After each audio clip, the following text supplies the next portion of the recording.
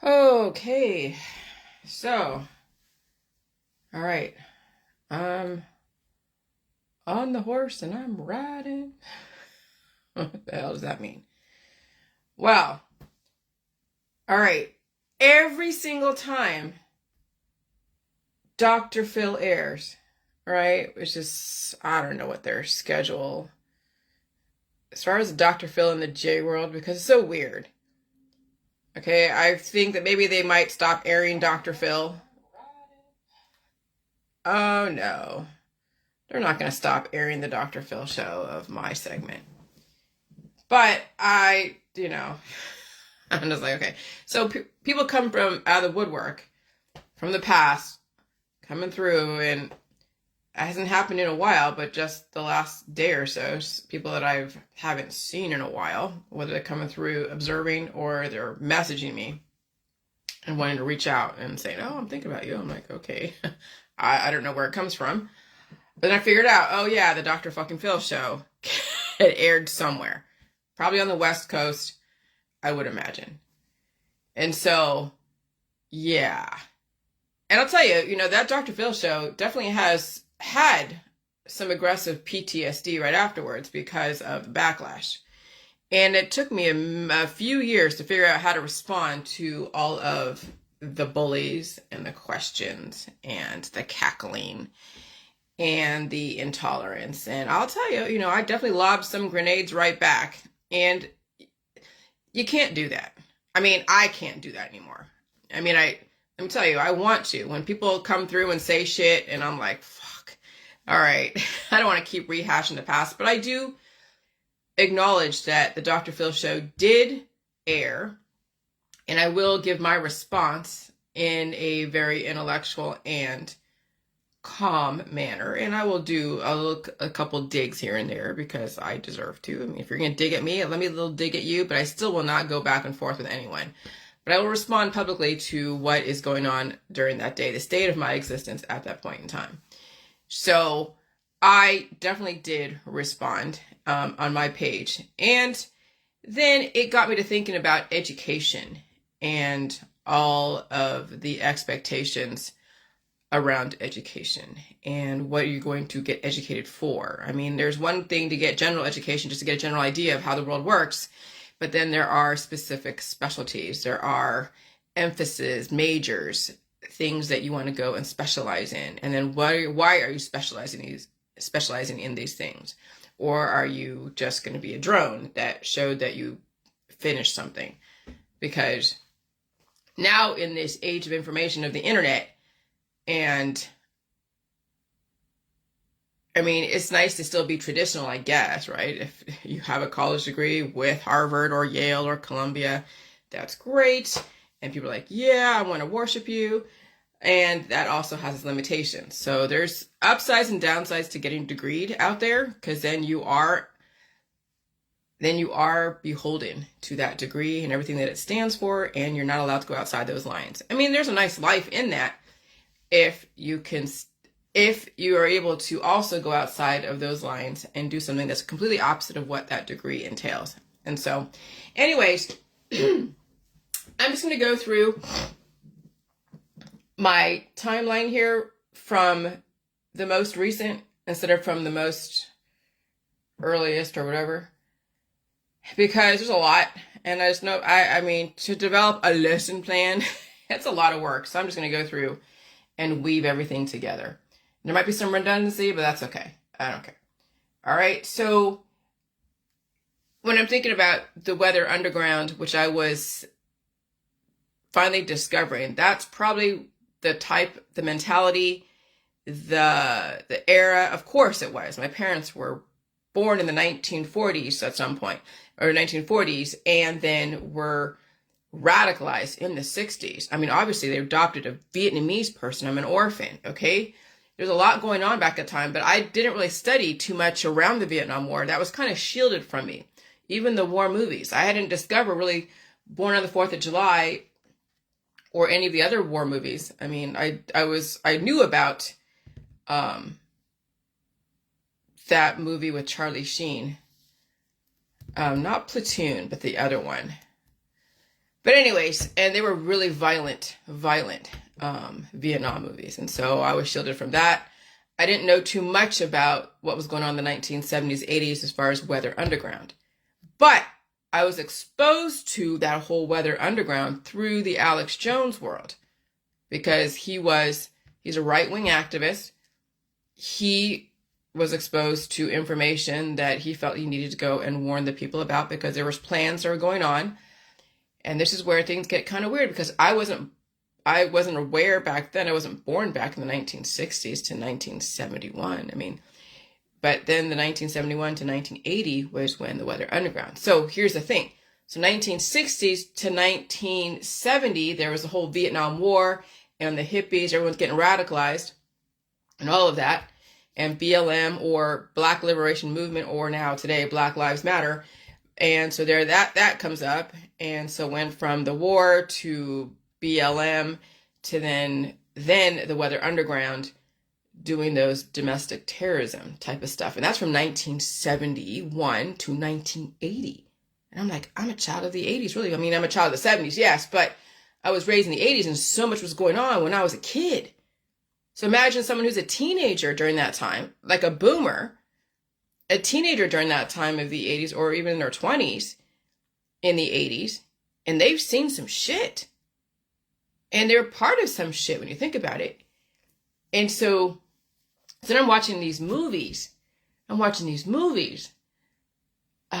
Just not movies, but the YouTube videos about, Bill Ayers, or not Bill Ayers, some other people that were back then. Yeah, Bill Ayers, Bernadette Dorn, and other people who were Kathy Boudin, who were the radicalists of the Weather Underground. And they were brought to justice. They were trying to take down American imperialism. Okay, so when I watched these YouTube videos, and he was recounting his events of how he became radicalized when he was in college, whether it's Columbia University or any of those universities that was prominent at the time.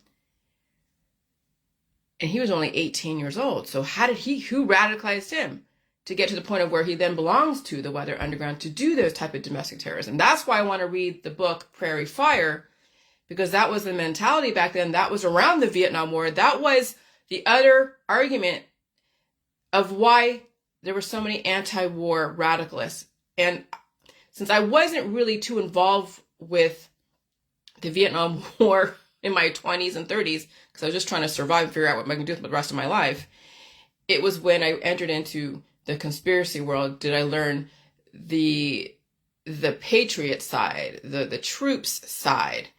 Not so much of those who protested, the hippies. It then turned into like Charles Manson types, right? Not saying all of them did, but that was how then people were scared to even entertain a hippie, because the Manson family was also interwoven in all that. And so now that I am now on the other side of the right wing, I'm not right wing anymore. I'm not even left wing when you think about it. I mean, I know what I was raised in. But I also know there's two sides to it, but there are two sides of the same coin, because you see what happened in Weather Underground and January 6th. They all wanted to go and overthrow something, and you can't do that. That's unconstitutional. No matter how much you feel you're entitled to overthrow. If you think somebody's infiltrated and causing everyone to die, why is it? Why did we go into Vietnam? Because people are afraid of communism. The Cultural Revolution is going on. The North want to take over the South, and America couldn't stand to have the South being taken over by communism, because America was still very much in this infancy of capitalism and infrastructure building. There's been long-range plans for something, and maybe that was the reason why Lyndon Baines Johnson brought everyone into the war, to stop communism so we can still have that capitalism and still have that edge over the world. And then we are dubbed the American imperialists. But who radicalized America? Who radicalized Lyndon Johnson? I mean, where does it begin? Well, when you think about where it begins, only one seed can plant and turn into a prairie fire, right? That was the whole point of the book Prairie Fire. It just takes one spark to cause a huge inferno in a prairie. And so then you have to take everything back. When you think about slavery and intolerance and lack of diversity and antiquated traditional values. Then you got to take it back to the old country. The old country. Well, what's the old country? Well, not even just going to, to the UK or anywhere in Europe. Now you got to take it back to even to the 1500s. When did we even first discover slavery or someone perpetrated slavery? Then you got to look at Spain was the first one, Spain. And then it was the British Empire. And the British Empire has been extremely, extremely influential in colonizing so many different places and spreading intellectual capacity and using people to build infrastructure. Okay? And so then you got to figure out, well, America's only 247 years old. Why are we being the scapegoat here? And I said before, America was the last greatest experiment. 1776, before that, in the 1600s, there was English colonists. And they wanted to escape whatever, and they came over here, and then the system over there, we said the Freemasons, Rosicrucians, whatever, then figured out how to use America. And say, okay, this is the last greatest experiment. This is the last place where we can go and bring the world together and put them all together in a petri dish, develop a working society. I mean, it's hard to say, was there a major master plan that was so developed way back then in the 1600s and then it needed to play itself out and everyone was loyal to the party line, and if things got out of whack or someone didn't like the party line and they wanted to go and upturn it and whatever, that was all those wars. I mean, that's the thing. And so somebody had a vision. I mean, obviously George Washington and those like had a vision, and then the vision had to realize itself, and there was resistance around the vision. Like anytime there's change or someone wants to do something or not do something and they were forced to because of a communal type of thing, there's going to be resistance. And someone has an idea. Like I had an idea a couple of years ago and I was met with so much resistance. Okay, so what I dealt with the last 7 years is probably no different than what all the different wars we're facing. There is a specific vision, they want it, and someone was going to come in and upturn it or diverge from the vision. And so then what happens in evolution and adaptation, the core body becomes smarter, more strategic, and they learn from their mistakes, and they study humans and they study their reactions. And they also have a vision of how they want the world to be. That maybe they're tired of all the wars and the bullies and the macabre people who are so grossly just how would you say, violent. And I'll tell you, I couldn't be a doctor. I couldn't be a nurse when it deals with blood, when it deals with surgery. I mean, when something like that, where you're cutting into something that's asleep or awake, and you're okay with doing that, that's a pretty macabre type of lifestyle, cutting into anything living. So imagine when it's not sanctioned by anything like the medical system, what people do to each other when they don't have those kind of allowances. We've bred some really fucked up people in our society. And we've done some horrible things, even to ourselves and other people, to try to get out of that. But again, violence begets violence begets violence. And so what's my role in all of this is to, I don't even say transcend, that sounds so cliche, is to move past what my parents' generation have instilled in me as far as is through force. Okay, live by the gun, die by the gun. I mean, we know that's the Second Amendment. Live by the gun, die by the gun. There's probably necessary reasons on some level because we have a lot of guns in America and people like to take things and do shit. So I understand that. But as far as like with the whole thing with the war and doing, if they're going to send our troops to die in a country, they have no idea what the fuck they're doing there.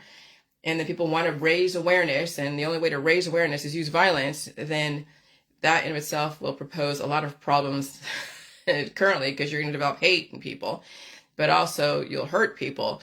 But then also, does it teach anyone anything? I mean, it does splash across the headlines, and if it bleeds, it leads, and that's what people raise awareness about something. I mean, I guess that's what wakes people up is death, or perceived what's going to happen to somebody if they do this or that, or actual death. and then all the debating on what caused it. Was it appropriate? Was it necessary?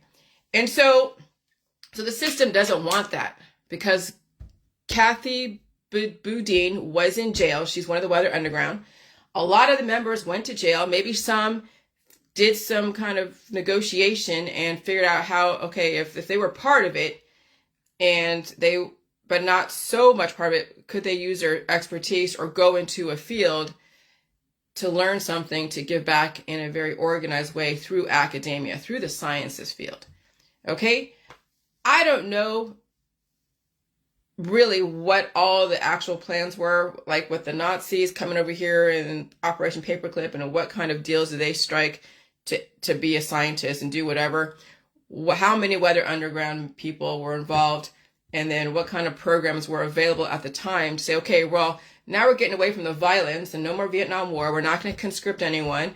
And it's now we're going to develop technology and develop people and program people and gear them to a specific way. And then there's a bigger picture of then eventually an apocalyptic scenario that we're probably in right now. Actually, we are in right now. And then the conspiracy world and the Georgia Guidestones, and then the whole thing about the Freemasons and now the Rosicrucians I've mentioned, which is the same thing kind of as a Freemason. And then there are plans for a one world government type of thing. There's a World Economic Forum. There are so many plans to reconfigure and terraform the world.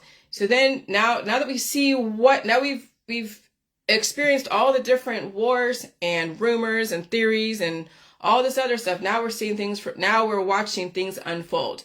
We felt the sickness. We've seen the violence. We know that there's energy things going on out there in the skies because of man shit. Okay, so how are you going to fucking survive it? And how can you be nonviolent? And instead of trying to resist and cause more bully and violence against somebody else, how do you just figure out, okay, how do you stop resisting? How do you find a way to assimilate? How do you not think of the worst? Okay? And when you have so many damaged people from PTSD and deficiencies, they're going to go to the worst case scenario. And I always go to the worst case scenario just so I can prepare myself for the worst case. And then when the worst doesn't happen, then I'm like, wow, okay, this is awesome. And I'm still able to survive whatever all the way up to the worst case. So if it's like, if 10 is the worst case and 1 is the 0 worst case, all right, and there's only 5 as a worst case scenario, then I'm fine with 5. I can deal with 5. But I'm also prepared to deal with 10. Okay? That's what the whole J world is about, is that you think of the worst case scenario, prepare for it, and hope it never happens, but at least it's there. It's like your insurance policy when you think about it. It's better to have it and not need it than need it and not have it. And so then you prepare yourself for the things that are going to be devastating. Okay? You can't help those that are in the wrong place in the wrong time. I mean, I volunteered to go in the military. I could have been, used as a tool for something and then not survive it. And they would chalk it up to friendly fire or an accident. Okay? We all, at some point in our 20s and 30s, have volunteered to do something, whether have a child or volunteer for something in the government or resist something, become part of a resistance that then ends up in jail anyways. Okay, so now how do we reconcile with the fact that you can't stop what's going on? And no one's going to war. There is no going to war, okay? You're not protesting someone going to Iraq and Afghanistan. People are voluntarily going to the military to do whatever they do.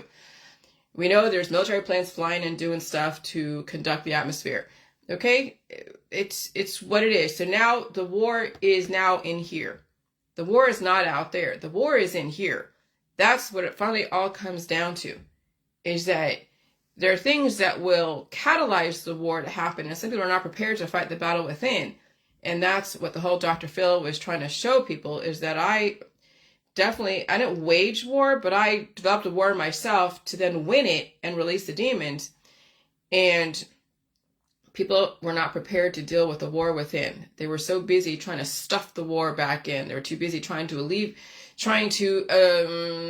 anesthetize themselves from the war within. They're too busy cutting out the war within, but they did not ever want to face the war within. And so then what I did, in not so many ways, in so many ways, forced people to face the war within, because I knew eventually when they faced the war and they got over it and they survived it, okay, that then they would have some kind of peace, and not so much rest in peace, though that's what people were thinking that was going to happen. And that's why the whole Bruce Wilmot was so popular, because they wanted to time it to something that he was already starving and already in the system anyways. But people were finding relief. But you couldn't still claim the J juice was going to give you relief, because there was no guarantee. But again, with physics, for every electron, there's another electron. And so you have equal electrons, this equilibrium that's being cured.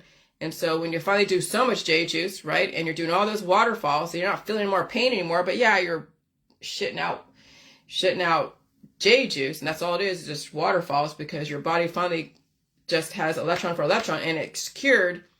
That was a type of relief for people. But they had to get through even introducing new electrons to the body, ions, electrons to the body, to then cause the body to then release. And sometimes people were releasing major aggressive parasites that would have taken over the body.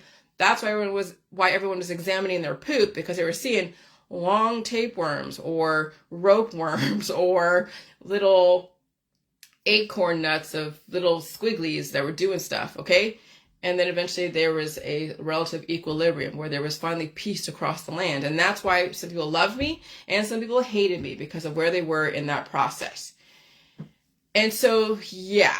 And so the J world was kind of finally declaring war on the shit in our body. And then we discovered how to win the war. And that was feeding our body, releasing demons without using the J juice now. Okay, and there's a method in my book that I talk about how to do that. And I do that even to this day because of how aggressive this environment is. Now, to this day, I don't have, I had a few hives yesterday, and I felt the heat every so often. I'll sweat every so often, but that's about it. I don't have any pain, okay? I'm not congested. I'm not, if there is something aggressive like temperature change and there's growth in my body, you'll hear me cough it out. But that's essentially what it is. And so then I'm looking at, so now I'm going to get that book tomorrow from Amazon, and I'm going to read about the violent uprising and go back to history to learn where the fuck I came from and what world I came from. And then work my way up to then how I was raised, why I was raised, not so much go into any nitty-gritty details, but knowing that there is specific programming back then, how to raise someone who's hungry to be a radicalist, hungry to survive, hungry to innovate, okay? And so when I said, when you raise a child poor, even in a rich household, when you raise them with no material attachments really, okay, you raise them hungry, and then figure out how you want them to feed themselves. Okay, and that's exactly what my background was, is hungry people do amazing things to stay alive. And I was a starving orphan. So that platform was already set. They didn't need to starve me. I was already fucking starving. But they also did not want me to be so satiated and so lazy, because when you have so much food, I guess, that you need, it could make you lazy, I guess, when you're getting all your needs satisfied. But see, you're a child, you got to, that's the thing. But remember, this is all programming from the 1980s, and who knows what the fuck they were told, and who knows, even back then, they were like, oh yeah, oat bran is the thing to eat, and sugar-free everything, and everything must be aspartame and sugar substitutes, because everyone's afraid of obesity and diabetes and all that shit. And so there's so many different programs running during that day.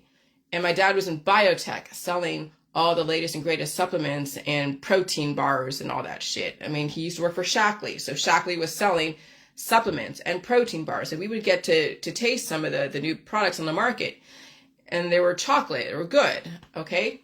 And so, but anyway, and then on top of that, as far as the 80s, and raised with sugar-free everything, because sugar was poison, apparently, back then, and raised on protein bars and all that, not so much protein bars, but raised in the development of the health and wellness industry, then you have what you're supposed to look like. You're supposed to have the skinny body, a lot of hair, big lips, and then, of course, the programming on TV, sexualizing, and then violence.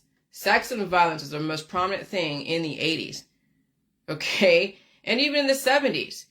But we were raised in the 80s, and the 80s was piggybacking off the 70s and the porn industry, and Hugh Hefner and Larry Flint and the sexual revolution and all the different sexual orientations. Okay, on top of the 50s to the 60s was that whole thing of the transition from the nuclear family and the wife doing whatever the wife does at home and the husband goes out and does whatever. Then it transitions to everyone now can work and everyone can be sexual and do everybody. And then you have all these orgies and you have Penthouse and Playboy. And then you have all the different gender roles. And then on top of that, all the sexual orientation. And so then when I was raised in the 80s, so then I saw what Pretty Woman, that's what we watched, Pretty Woman and Saturday Night Live. Those are the two major movies in the 80s that I remember that were soft pedaling the sexuality and prostitution and hard pedaling it, because Saturday Night Live, that was like, oh, are you a good girl or a bad girl or some shit, and you watched Saturday Night Live and what they were all about, and that was the 70s stuff and Studio 54 and the dancing shit. Okay, so there's enough programming even in that whole culture on top of whatever I was programmed. But luckily I was not watched too many of the violent movies, because with the program that I was under, and if you put violent movies on top of that, then you would get a Charles fucking Manson. Okay, so if you're gonna raise people to be in fear and to learn things at the end of a proverbial GUN, right, or the threat of violence or something else, then you don't add in visual images of violence. You don't add in video games. You don't add in all that stuff, because if you do, you'll turn somebody into a Charles Manson or a serial killer. And so there's very specific programming. So even though I went through some pretty interesting programming, I blow my nose. Fuck.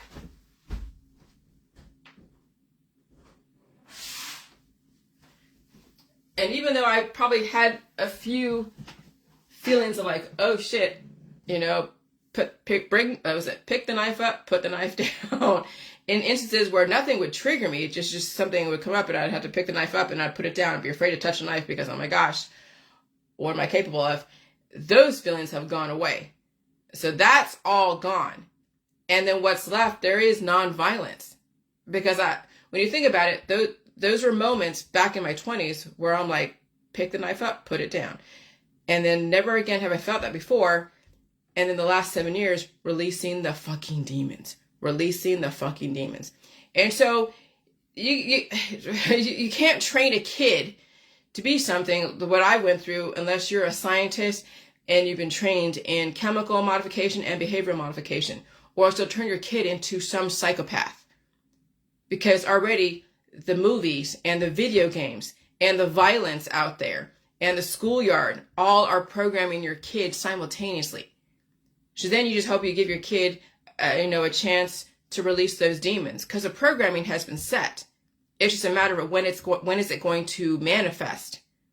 And so in my 20s, you don't see what's going to manifest, because I didn't have enough life experience to manifest anything of particular interest. So it has taken, now that I'm 49 years old, finally, with the last 7 years of releasing the demons, and I'm not lobbing grenades right back to those lobbing grenades at me, and I'm channeling my frustration and my irritation through intellectual capacity, through writing.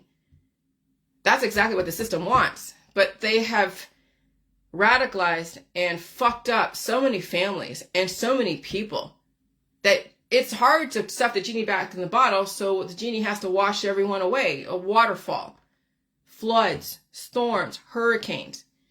You can't force convert people. People tried. The whole prohibition, they tried to take away alcohol. They found a way around that. It's called Al Capone and the mafia. So the system has tried every way to control people's behaviors and addictions and proclivities, and they've made it worse. And so what's there left to do? Well, you change the environment and you force everyone to evolve, and we'll see who. So anyways, hungry people do amazing things to stay alive. Well, here you go. When you raise a child poor, even in a rich household, when you raise them with no material attachments really, you raise them hungry and then figure out how you want them to feed themselves.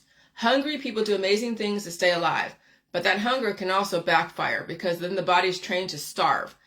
I am doing what my parents have done, not so much them, specifically, but what their entire generation has done to worship people who are starving, worship people who are in disease, to worship people who are suffering.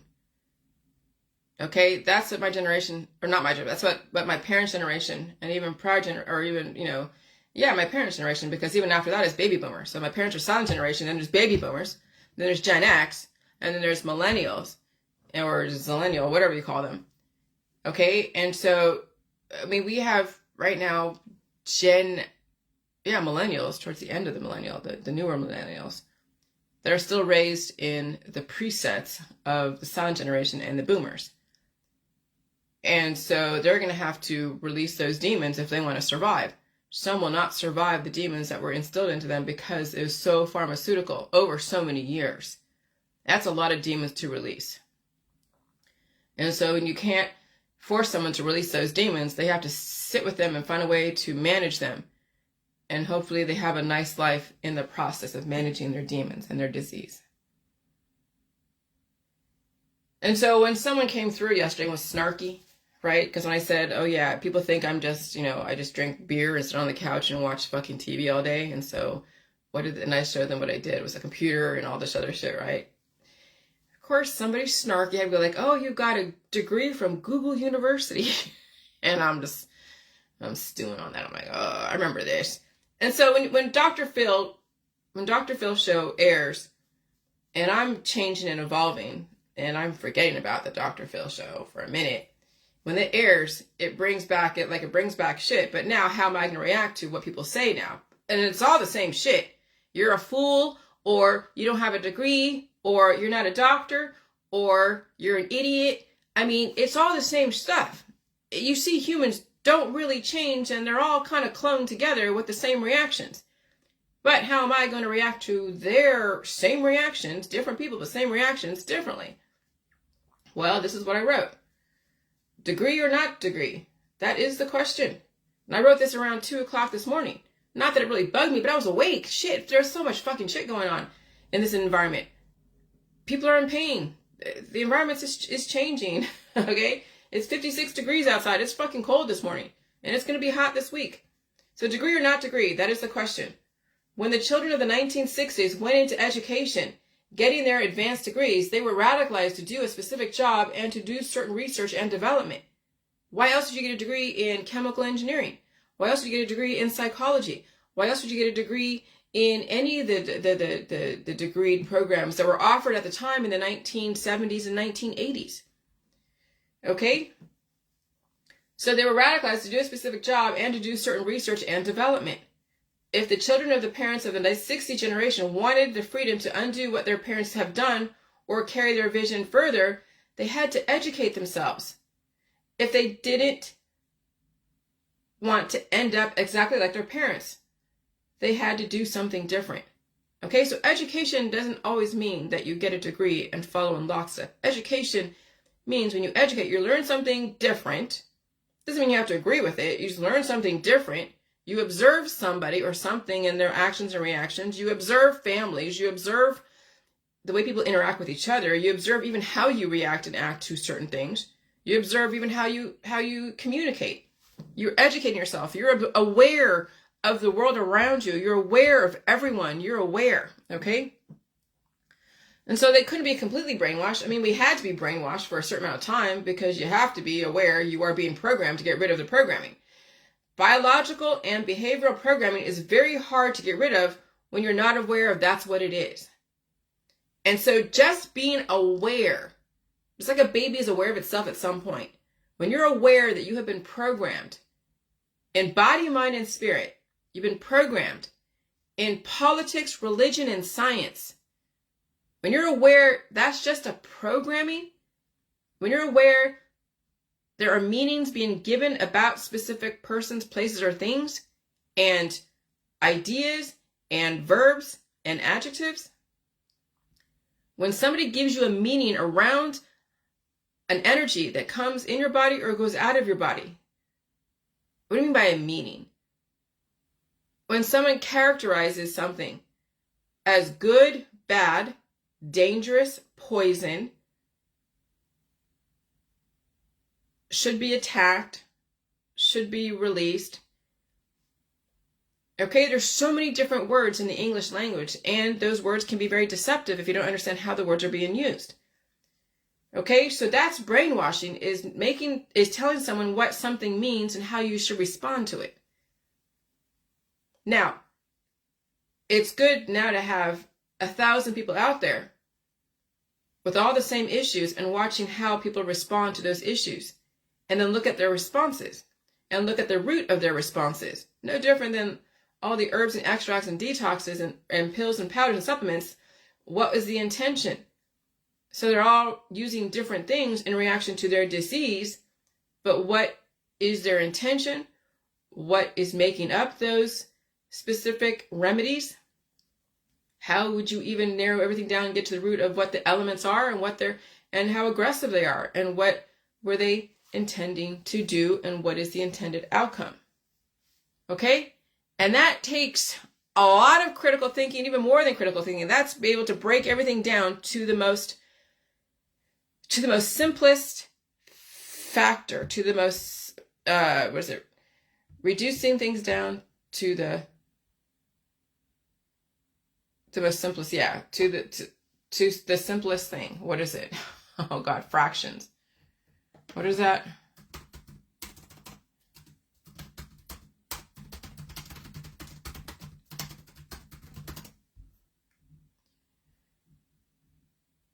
Lowest terms. Reducing everything down to the lowest terms. Common factors.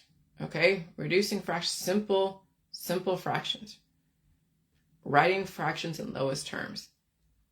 And so when you take all the different herbs and extracts and detoxes and all the remedies and all the surgeries and everything else that's out there, you reduce everything down to its lowest terms to figure out what is the intention, what is the intended outcome. And so I am aware, I am biologically and behaviorally programmed. And even though I kicked a lot of the glitches in the programming, okay, and you saw me kick out all those glitches, just the rage, the getting back at people in such a way that is just like, holy shit, kind of scary. Well, yeah, you saw how I was back when I was going up against these different journalists, and I was definitely like getting back at them in the ways that I knew how to do it. When you're using a system to terrorize people, and people use a system like YouTube and Facebook and articles and bullies, weaponizing people, radicalizing people. Okay, well, I use the system to terrorize them as well and induce fear. It's not right, but they did it to me. Well, it's not right either. When do you walk away? When do you finally go to the intellectual side? And you're not actually pointing them out specifically. You're now making it a global problem, because it is. It's not so much an individual problem, because that individual is part of a collective of people who think the same fucking way. And so that's another evolution in the J world, is that you don't attack people specifically. You attack the global problem. And if my information is not global, then you're going to have to attack me. And then maybe you shouldn't be attacking me. Maybe there's something that needs to be considered. But when you attack people personally, you're making it a war, a discrimination. But if my information if my information is so popular and it poses so many problems, I wish I had that problem. But I don't have that problem. My information is so fucking minority. And so all of you observing me in the mainstream, questioning me, well, I'm now questioning the system that you are supporting. I'm questioning everything that you believe in as far as antibiotics and surgeries and drugs and alcohol and constant sex and sexualizing your children and harming your animals through the veterinary system. I'm questioning all of that because you belong to a very large system that never questions itself. And if it does question itself, people get excommunicated. They get bullied. They get told they are crazy cult fucking leaders. Well, I'm going to say, hey, I'm pointing that out. That's exactly how the system wants you to respond to people who are different. That's how the system is the system. Okay? So evolution is a slow trickle. It's not like a deluge.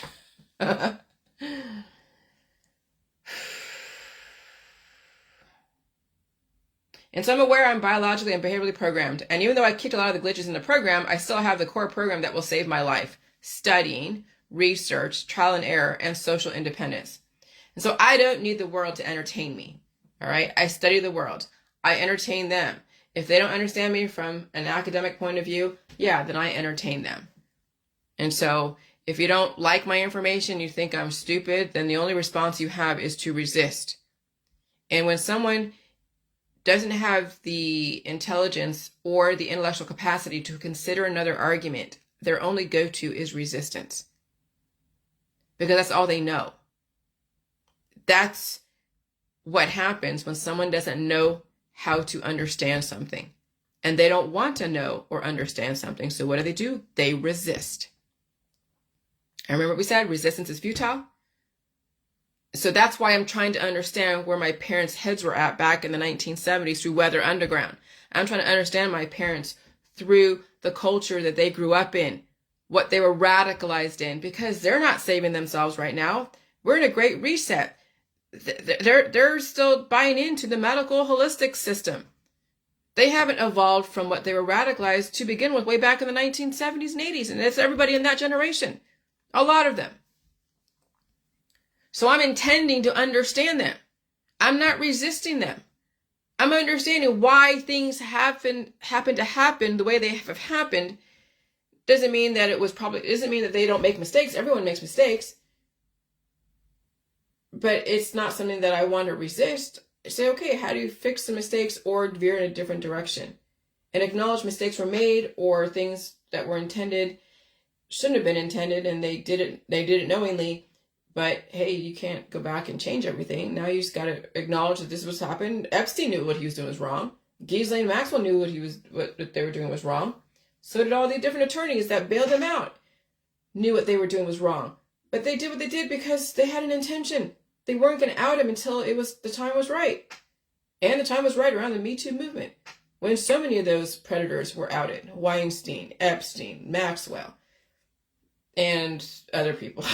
Okay, those are the ones that are off the top of my head. And so I don't need the world to entertain me. I study the world. I entertain them if they don't understand me from an academic point of view. Because what was done must eventually be undone to allow for evolution. And so the only way academia can evolve is when you work outside of the academia and you're not subject to their limitations and peer reviews. Because academics are like a family. You go against the leader, you're excommunicated. If you don't follow in lockstep, someone's taking your research, taking away your funding, your lab, your interns, stripped of all your access to biased resources to support your thesis. That's accepted by your peers, right? That's why everything is public information on the internet. It's time to veer away from peer review and peer limitations as far as academia. You work with facts and concepts to develop a thesis, but you also must understand the difference between fact, opinion, and someone's perception of character and characterization. One must understand intention and outcome. One must understand why the marketing of things are characterized the way they are.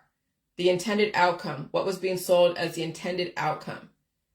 And so then you break even the English language down further, and that's why there's context. That's why there's parts of speech, adjective, noun, verb, preposition. And then you realize some of these contexts, like the word Trump, can be an adjective, it can be a verb, it could also be a noun. And then you understand those contexts are based upon how you want to sell something, how you want to characterize something. That's the English language. And that's why it's so difficult to learn the English language when you're an immigrant. And so it's easy to brainwash immigrants who are desperate for, economic, a step up in their economic, it's like, yes, upward mobility. And so they learn only one context. They learn that Trump is bad, and they learn that this is good or this is bad through the context of the English language. Not realizing that they're only looking at the noun version or the adjective version, but not the noun, not the person. They look at the adjective. They look at whatever it is that the person who is teaching them wants them to look at. And so when you're only told and taught one context, even in college, then it's very difficult to break away from that programming unless you're willing to study the other contexts, the other arguments. And so you have physics and you have the elements in the periodic tables to give you so many different arguments and chemical reactions and intention and outcome, but also the English language is also very chemical and have different contexts of action, reaction, and intention, outcome, and so many things. And so, yeah, you definitely have to study the root of everything. And that's not just what was told to you, the root of the issue. Like when I was watching those YouTube videos of that guy who was interviewed because he was part of Weather Underground, and he was told the root of the issue was American imperialism, but who the fuck taught the Americans? Oh, it was the British Empire. Let's go back all the way to the fucking British Empire. Okay? And then you realize, hey, you really can't, the root of it is actually the people, what they were taught, and then what they were taught and how do they evolve out of what they were taught. Unlearn that shit, right? Destiny Clark over here in Ohio, she has her own site, and she has a shirt that says unlearn that shit. You can unlearn racism. You can unlearn the narrow-mindedness. You can unlearn that salt, is poison. Salt is not poison. Just drink water and don't cure yourself, because eventually doing so much salt and water, you'll cure yourself, and then there's no evolution, and you'll be starving. You won't be hungry. That's why these girls, early on, even myself, I got so skinny doing so much J juice because I wasn't eating. I was cured. I wasn't really even eliminating. If I was eliminating, I had to pull that shit out because the body cured the poop. It's called constipation. Oh yeah, the J juice is like a cure, but it's not something you want to be. You don't want to be cured because you'll be uncomfortable and you won't evolve and you'll trap those little beasts inside. Okay? All right.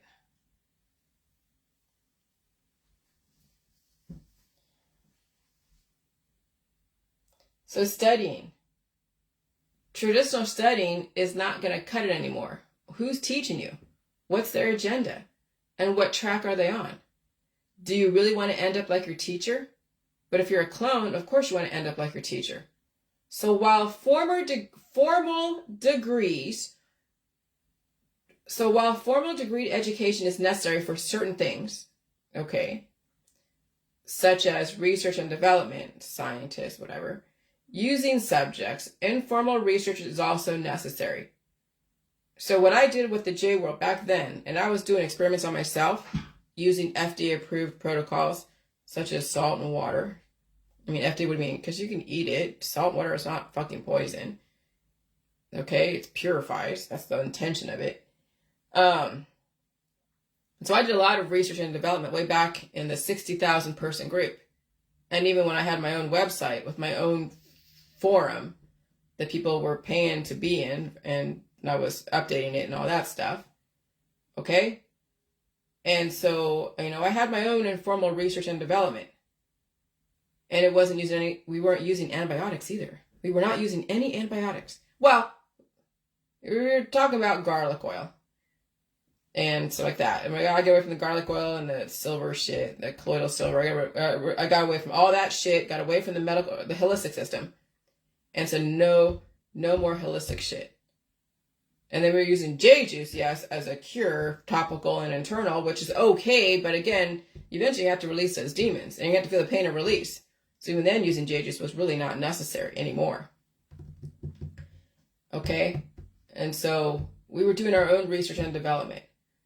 And so informal research is also necessary. Nothing was poison that we were using. It was just using salt and water to figure out how we were going to find some kind of relief while we were going through the release process. But someone must ask the hard questions.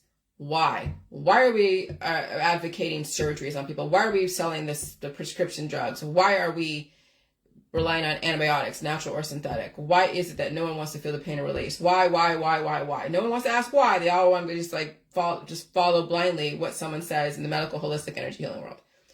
So when a student finally surpasses their teacher and they don't want to end up like their teacher, it's time to veer out on their own.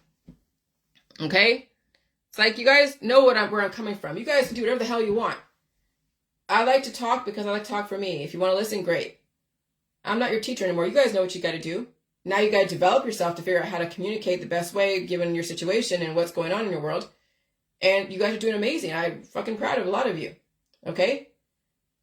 And so when you have extensive platforms such as Google, you have enough rigid concepts to work with and still develop a thesis. I mean, rigid concepts. Well, What's a rigid concept? What's a cell?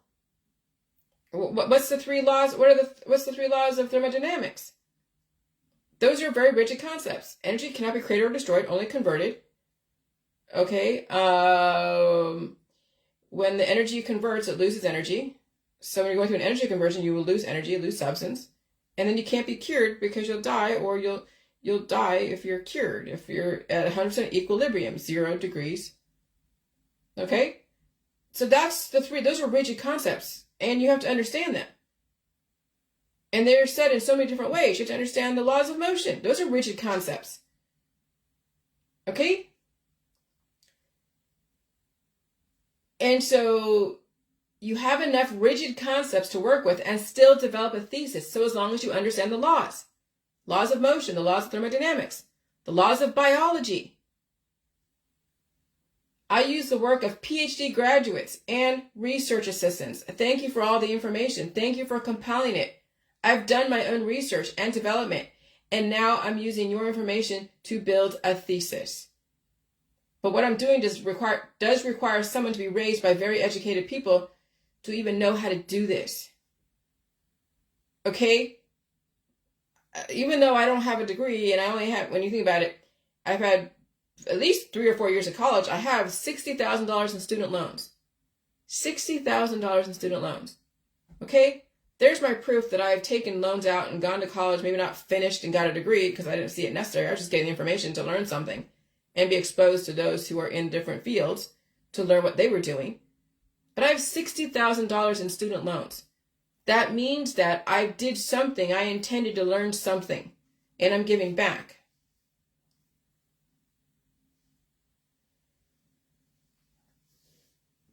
And so I don't need to be agreed, but but what I'm doing requires someone to be raised by very educated people to even know how to do this. Okay? If you've not been raised by very educated people, then you'll think there's only one way to get educated, called university. And the only way to prove you've been educated is to get a degree. Not necessarily.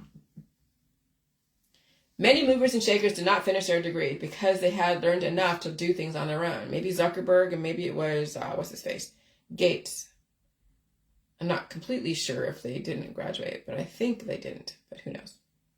But you can Google it. And wealth is not a measure of formal education with a degree. So you have Bill Gates, who I didn't think he finished college. But he's a billionaire. He's not, how many lobsters can you eat in one day, right? That's my version of rich. So he gives a lot of his wealth away. His philanthropy, research and development. His kids, they get a certain amount of money and they have their own degrees and whatever. And so, wealth is not a measure of a formal education with a degree.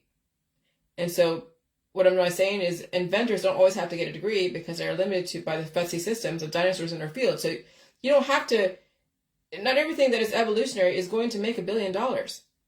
People thought my information and what I was doing was going to make $1 billion. And so I attracted a lot of different parasites who thought they could make money off of this information. And they made it very clear. They wanted to make money off of this information. They wanted to build something that would give them a nice lifestyle. But you can't sell pain and life to people who are actively trying to take it away with antibiotics and surgeries. There's no fucking way. We were raised with taking away life from our bodies and ended up dead at some point. And so I finally realized that, and I got rid of everybody around me that was trying to make money off of this information. You can't make money off of bringing people back to life when they have been brought to death and to their knees for centuries, instilled into them. So not everything that is evolutionary is going to make billions of dollars, okay? Obviously, we figure that out. It just depends on what is you're providing to the world when you're not run by money and accountable to investors. And so you have freedom. You're not a mercenary. No, I'm not a mercenary. Mercenaries are people who fight wars purely to get paid for it. To get social capital. To get fame and fortune because they fought somebody else's war. You know how many people on YouTube who didn't even do the fucking J-juice were capitalizing on those ladies on Dr. Phil? That guy that was across from me. I'm not saying his name. He was capitalizing on somebody else's situation, on my situation. He was a mercenary. He was fighting somebody else's war. Did the person that he was fighting for make any money on their situation? No, they just have more pain. They were exploited by them. Those ladies on Dr. Phil that were across from me, not the ones next to me, but across from me, they were exploited by the guy next to them and by the people around them in those groups. They were exploited, and they were exploited by Dr. Phil. But that's how the world works. That's how you raise awareness. If somebody gets sacrificed, somebody gets exploited. I could have chose to be sacrificed and just folded and said, okay, I'm fine, you're right and I'm wrong. I'm never going to fucking say that. But the weak people will be exploited to such an extent. And if they choose to be weak and choose to be all whiny and blaming, then that's their fucking choice. You can't make a weak person strong. They make themselves fucking weak or make themselves strong.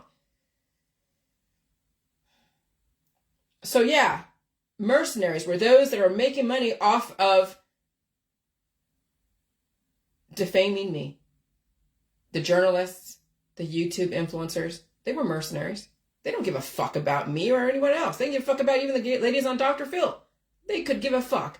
All they wanted to do was get their little 5 minutes of fame and the money from all the views. Clicks, hits and clicks, right? Hey, whatever, that's America. That's what we were taught. They just did what they were taught, right? And so I'm not a mercenary. Nobody in the J world that I but I talk to more than not is a mercenary. You're all fighting your own fucking battles. You're making money through the ways you make money. Not through the J world. There's no fucking money in the J world. You're just trying to fucking stay alive.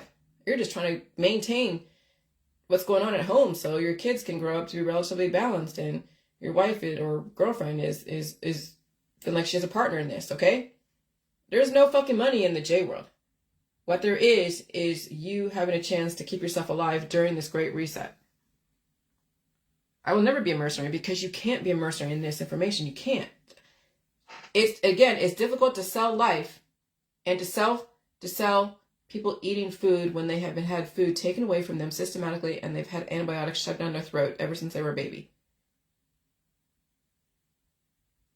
It's very difficult to sell something that people have to choose to unlearn. So I just represent. And so what people do not say speaks louder than what people say. Silence around subject matters can be deafening.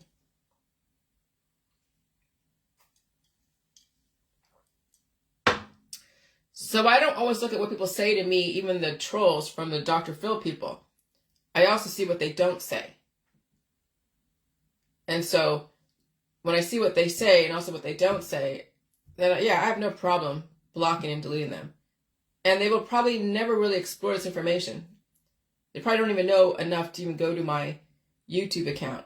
They'll probably go to my website and see the different YouTube accounts if they're even that curious. But no, they're just reactionary. Trolls just react. They don't have any impetus to do any kind of investigating further. So I have no problem blocking and deleting and not even responding. Okay. And so educated people born from uneducated people are extremely radicalized for formal education, which is why immigration is so important to the architects of our advanced societies. Because first generation students were the first generation to be given the privilege of information. Boom. Of course, they value their access and privilege to education. They fought to get to America, or they were poor people in different places. They were in the inner cities. They didn't have a lot of economical upward mobility, and so they were given a grant or given a scholarship to go get educated. And now they're like presidents of education companies, trying to bring in first generation students and get them all excited about education so they can then maintain the infrastructure in our society. Okay? And so, of course, they value their access and privilege to education. They fought to get to America to become educated, whatever that means to them. But they also won't question their professor. They will follow the agenda. First generation academics in America will not go outside the lines. They have no basis to. They came from nothing. Okay? So when you think about, I don't even say my parents, but some of my parents' friends or whatever, and they're first generation degreed people. Their parents never got a degree. They came from the old country. And so then they're so radicalized for education, and they won't ever question the system. They won't ever question their professors. They won't ever question the academics that taught them, because they came from nothing. When you come from nothing, you're not going to question what gave you something. You're going to be a clone to what gave you whatever it was until you learn how to evolve. The system knows this. That's why they want immigrants to come in, because they're hungry. They're hungry for food. They're hungry for freedom. They're hungry to not wonder if they're going to fucking live or die. They're hungry for a soft bed to sleep on. They're hungry to work. Okay? And so when you have parents that, when you're a trust fund kid, imagine trust fund kids. Yeah, they get their degrees and all that, and they have a family, and they have a bunch of money sitting somewhere, in a trust. What are they going to do that's innovative? Oh, and they might start little companies here and try to help the world and raise money for cancer or raise money for the poor over there in Africa. And those are all just kind of given, okay, that's great. You're raising money for domestic violence, okay, or victims of domestic violence, okay. But that's all nice and safe, and it's within the lines, and it shows that they care a little bit, but there really is there's no hunger to really innovate. When you're a trust fund kid and you've been given everything, even the campaigns to show that you're caring, where's the hunger? There's no hunger. You're very well fed. When you're very well fed, there's no innovation. And so then when you develop a type of third world situation in your home and you make your children hungry, and I don't even want to say starving because that's dangerous, but then that's the thing. It's also the culture of the day, and today people are starving and it's accepted. But that's the thing. My parents, they are degree people. They have the masters to behavior modify and chemically modify. Nobody out there who is not licensed to behavior modify and chemically modify should be doing anything what my parents have done. But understand what your kids could end up to be and find ways to give them another choice, because the programming is already set. It's set a long time ago. I just came around since 2016, 7 years. You've all had years and years and years of programming around your children. There's no way you're going to really deprogram them. They're going to have to give them the choice. So anyways, so for the first generation academics in America will not go outside the lines. They have no basis to. They came from nothing. The system knows this. People have two ways to be. They are a clone of the system in their parents' DNA, or they are evolutionary uracil in the RNA. Okay? And so I studied acids, the DNA acids, and that's why I'm like, well, people are taking away sugar and glucose because they're afraid of sugar. Well, sugar is the DNA structures. They're the ones that hold everything together. The hydrogen bonds and the glucose all hold the DNA acids together. And then you have the GATTca, the guanine, the thymine, the adenine. And then you have the uracil. Okay, and uracil. So I'm the uracil in the DNA of life. What the hell is uracil? Well, it's in the RNA, and it's allowed to mutate. It's allowed to change. It's allowed to make different copies of something, and then eventually become the actual DNA, or become the blueprint. So when there's a glitch in the blueprint, and then like you see there's copies, and then there's a spontaneous mutation. Not really spontaneous. There's something that came in and is allowed to upset the programming. And then the copies are a bit different. Just like you see in families. You see specific copies and you see the mutations. The reproduction is like uracil. When you're not cloning, not so much asexual reproduction, okay? Like mitosis, meiosis is requiring the uracil. Because there's got to be some kind of mutation somewhere to develop a relatively independent, a little bit different than the parents. So uracil in the DNA, a major source of spontaneous mutations, can occur through the deamination of cytosine residues or through the direct incorporation of dUTP by DNA polymerase. Recent studies in yeast have shown that the uracil-associated mutations occur more frequently at highly transcribed regions. I'm the evolution. And so that's the thing that people don't realize, is that I'm not a fucking clone. I mean, I may have the attitude of my mother and a little bit of the intensity, but I'm not trying to end up like her. I don't want to die someday. I don't want to be suffering from, whatever. Everyone right now from the silent generation is suffering from deterioration, suffering from a lot of things.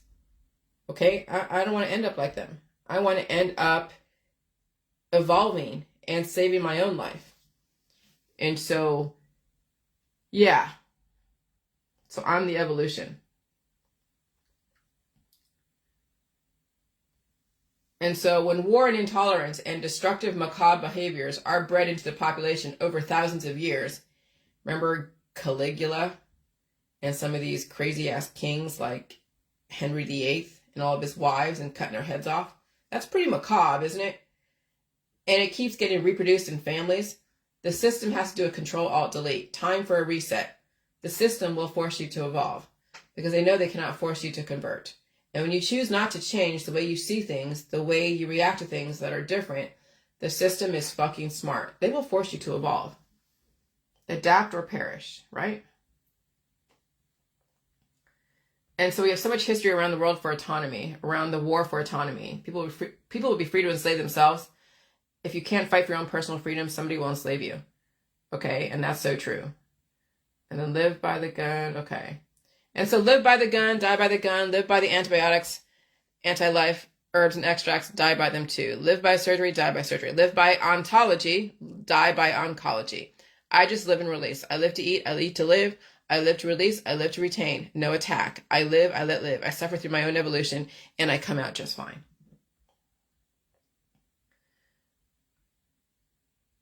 And so the radical left of domestic terrorism is no different than those who support the Second Amendment and the whole January 6th. But I understand why people want to bear arms because they're afraid of their neighbors. I get it. I'm going to drink some here.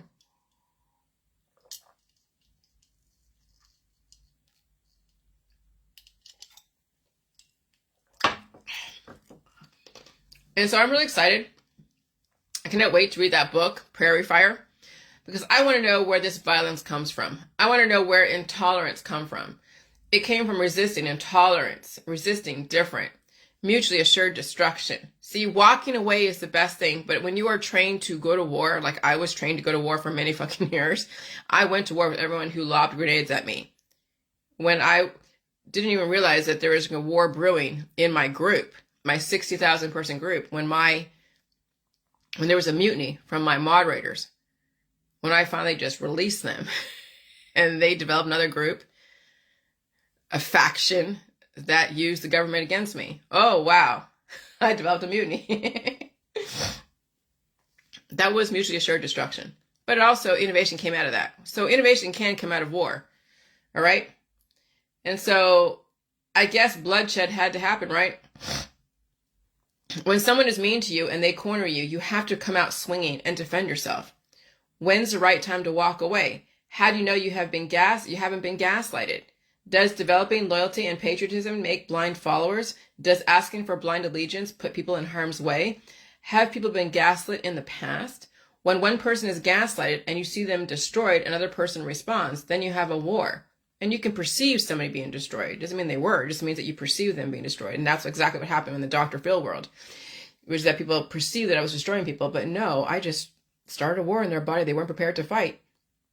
And it needed to happen because they would die from that war. But who's me to say that? But then we were using FDA-approved food to release our demons, to detox. Because remember, the holistic world is all about detoxing.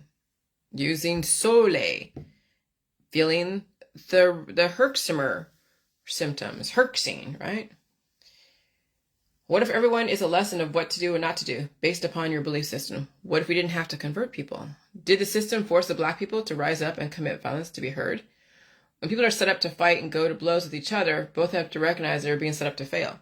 So when you think about what happened back in the 1950s and the discrimination and the racism and the segregation, that's pretty difficult. And every black person will tell you, yeah, that fucking sucks. And you know they were fighting for somebody to recognize them as equal.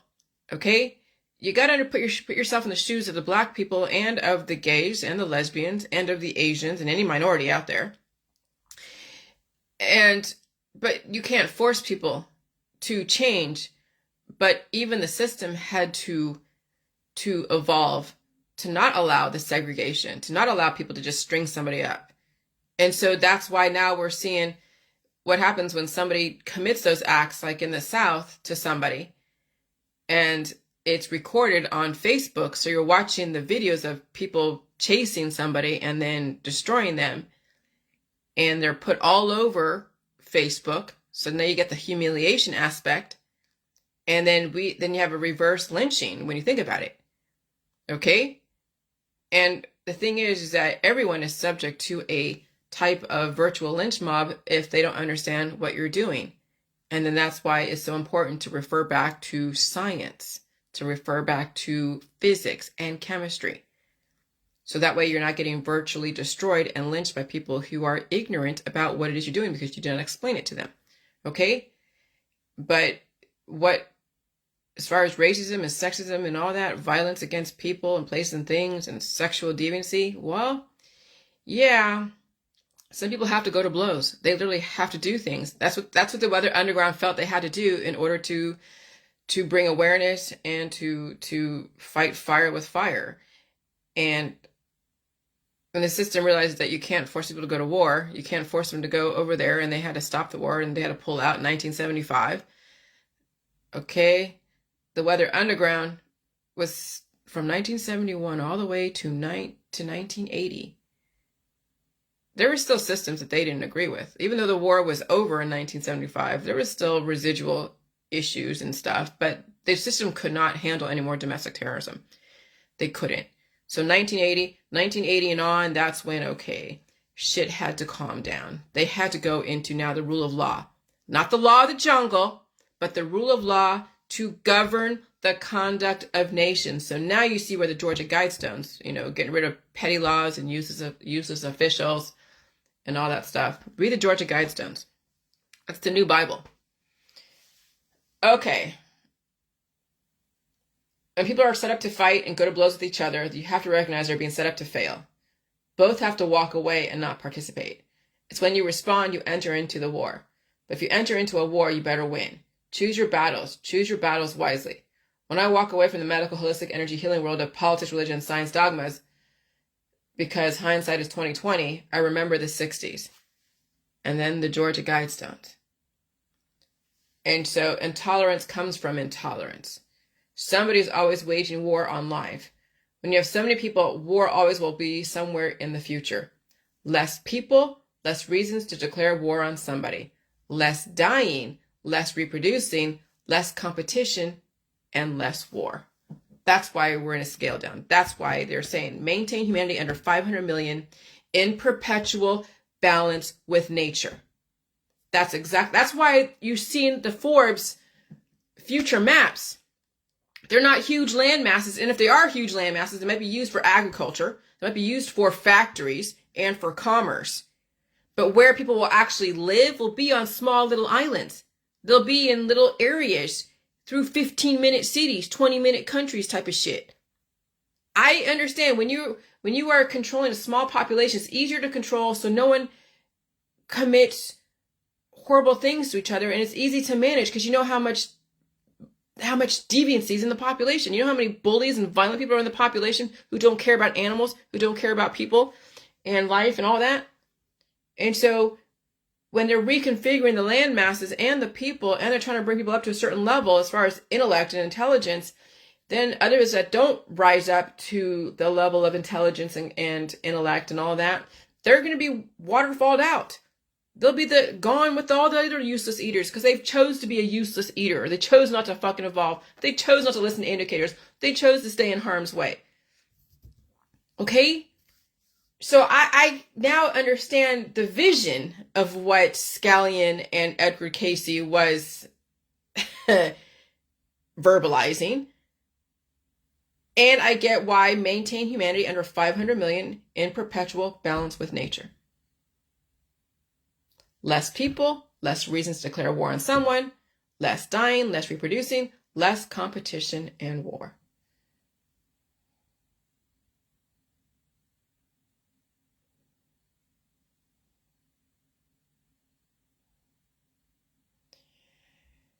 Oh, I'm not going to read that about the Dr. Phil thing.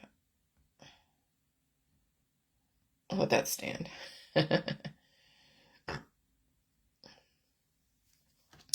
When resistance is futile, when resistance is war.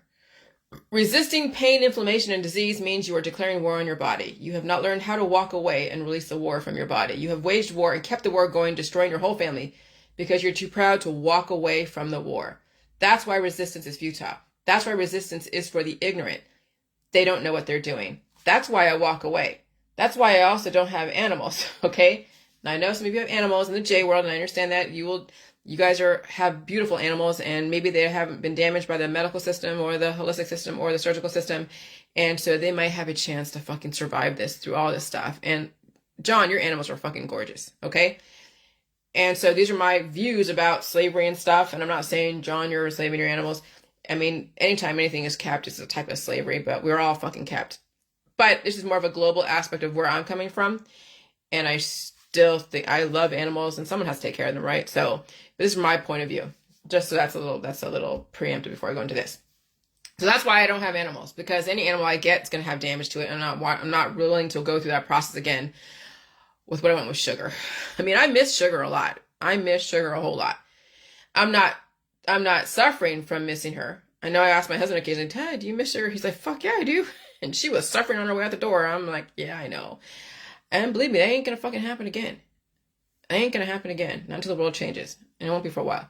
So that's why I don't have animals. Because you are forced to wage war against your animal. You are forced to destroy your animal. Because they cannot handle any more surgeries, antibiotics, and grenades you keep lobbing at them through their whole life. When people breed so many people and animals, then it becomes a war between the dead and the living. Right? Like the Pirates of the Caribbean, the dead and the living were always at war with each other. It's like right now, people are half dead and half alive, and you want to bring back to life, and they want to resist you from bringing them to life, and so now you're at war with the dead, and that's kind of like right now with the whole J world. Is there's some people that are half dead, mostly dead, and they don't like being brought back to life because it's painful, and so then it becomes a war between the ghosts and the non-ghosts, and then you see, yeah, now we're in Hollywood. Now we're fighting the paranormal activities shit, right? And so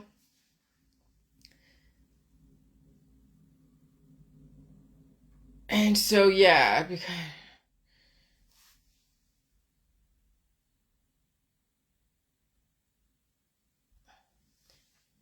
some people breed so many animals and people, then it becomes a war between the dead and the living.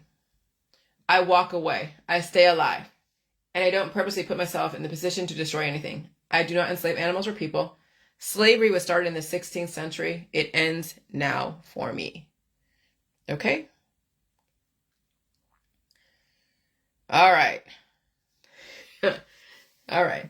So Prairie Fire, this is the book I'm going to be reading, because I got to know the world that I came from, is the foundation I will be coming from in my next book. Because, yeah, there's got to be a foundation. Because that's the foundation from where I came from. Violence and resistance, for and against the war, all war, I came from war. I waged war, I'm ending the war. The war is done for me. I walked away from the medical, holistic, energy, healing world, religion, and politics, science world, because they waged war on my body, on my mind, and on my spirit.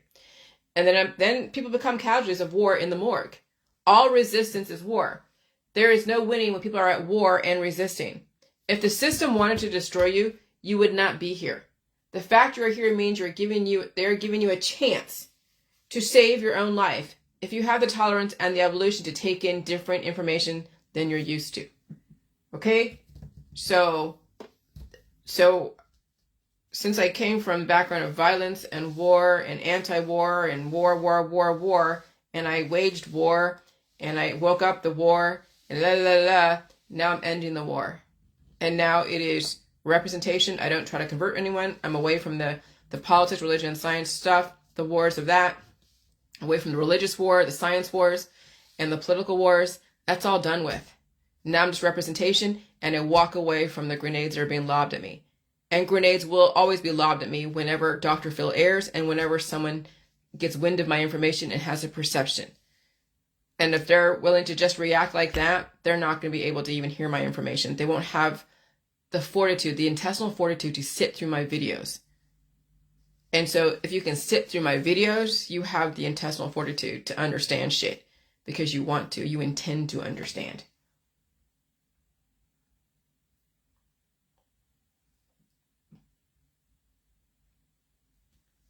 And so why would America get involved in another country's civil war? Aside from the obvious that it was a major depopulation agenda distraction, the situation produced change and focusing on intolerance and racism. But of course, who's teaching intolerance and racism? Go all the way back to the Middle Ages because those ideologies get carried down from generation to generation.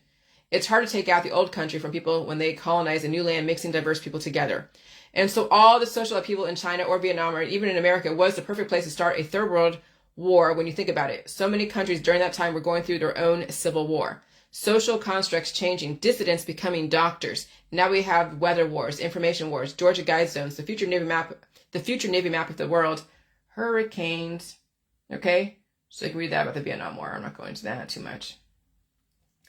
And then I was trying to post stuff about British imperialism and all this other stuff, and oh my God, the system's like, oh, this is against community standards. I'm like, what the fuck? So Spain was the most powerful back in the 1500s, and they were the ones that started slavery and colonialism, then the British Empire. America was taught by the British Empire, and then all the world wars brought everyone together. Then it was like League of Nations, United Nations, and then they had NATO. Okay? So there's that. And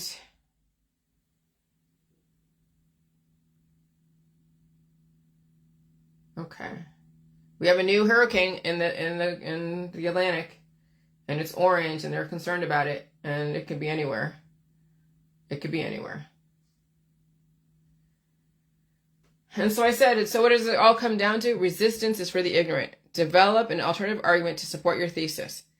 And I challenge you not to use fear as a go-to. Okay, so this is the thing.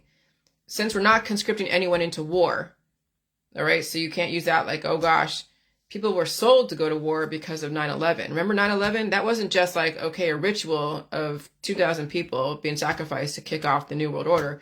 It was also then radicalizing people to fight, to conscript themselves into the military, to fight against a common enemy, to bring people together, to bring nationalism, patriotism, and all of that.